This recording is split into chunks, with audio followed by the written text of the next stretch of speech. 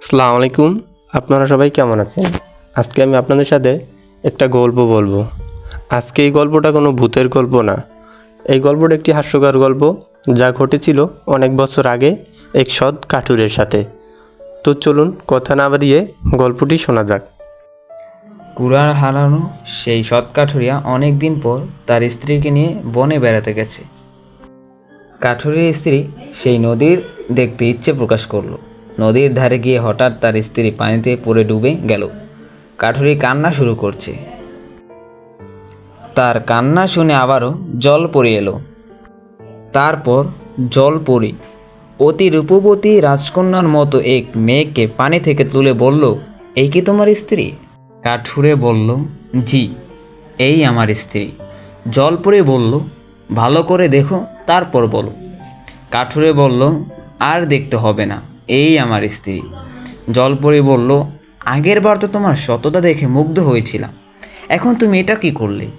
রূপবতী মেয়ে দেখে কি নিজের স্ত্রীকে ভুলে গেলে? তখন কাঠুরে বলল, আমি বাধ্য হয়ে বলেছি এটা আমার স্ত্রী। যদি না বলতাম আপনি এর চেয়ে একটু কম সুন্দর আরেকটা মেয়ে তুলতেন।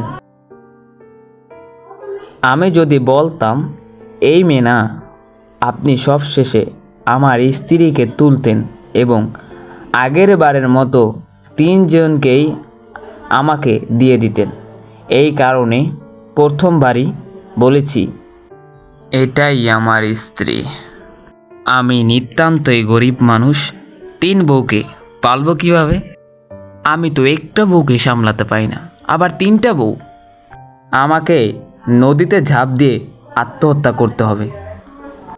এবারও কাঠুরের সততা দেখে জলপরি মুগ্ধ হলো এবং পানি থেকে তুলে 3টা বউকে তো দিলই, সাথে জলপরি নিজেও তাকে বিবাহের প্রস্তাব দিল। সৎ কাঠুরি তার 4 বউকে নিয়ে ঘরে ফিরল। সো গাইস, আসসালামু আলাইকুম। আজকের ভিডিও এখানেই শেষ। যারা ভিডিও দেখছেন তাদেরকে অসংখ্য ধন্যবাদ। যারা দেখেন নাই তাদের জন্য অনুরোধ রইল। তো যদি গল্পটি ভালো লাগে অবশ্যই শেয়ার করবেন এবং লাইক কমেন্ট করতে ভুলবেন না।